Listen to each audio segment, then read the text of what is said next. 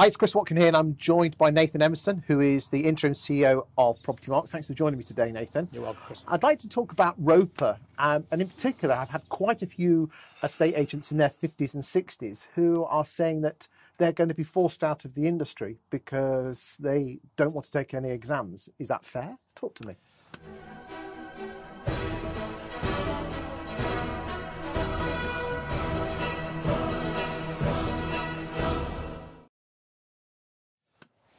That actually is a very valid question, Chris. I think change in any industry is always concerning, and let's be honest, and let's put it right, the majority of agents have been for regulation and actually want to stand up and be counted.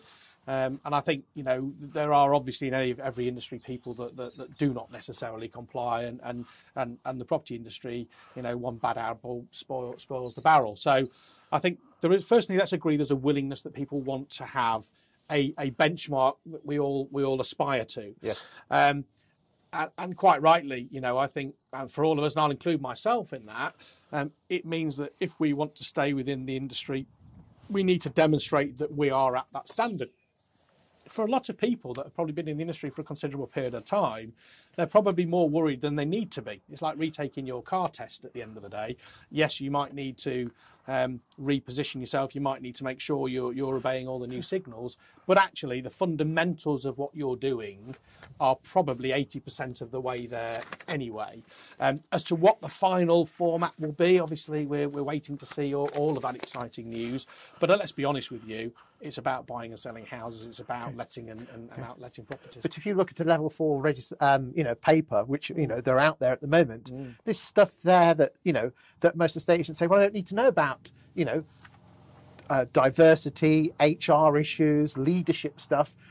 I just sell houses. I'm a one-man band. What message be to those? I think the problem you've got is it's difficult to arrange something that fits all one size. And if you look at a lot of one-man bands, as you may say, people will often start in this industry doing their own, you know, whether they do it under an EXP type, Keller Williams type model, or whether they do it, set up their own estate agency.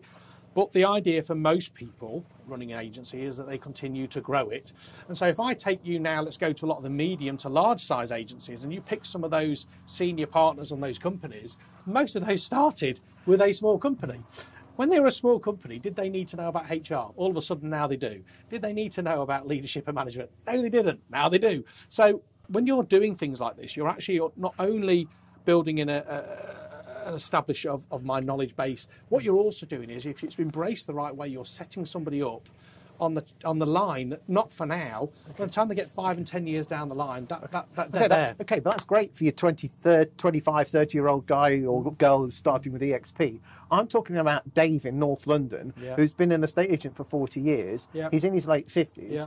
He says, I don't want to do exams. Is that just? Let's be honest. I think none of us want to do exams, Chris. Let me be brutally honest with you, and I'm probably in line with everybody else not wanting to do it. But I think if you let's take it a stage further. Let's go financial services. Okay, they introduced CMAP and they went through all of that.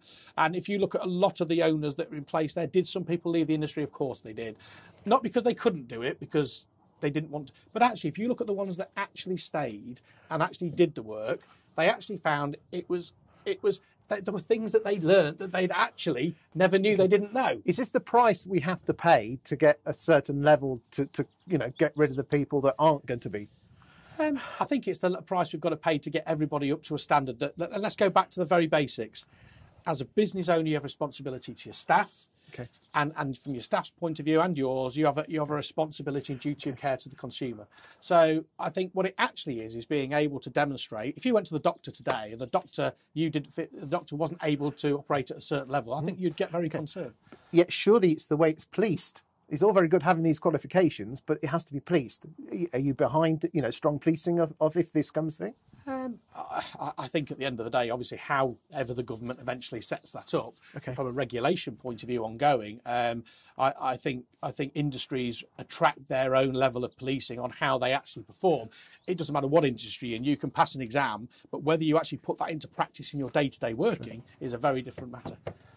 Let us talk about that in the next video.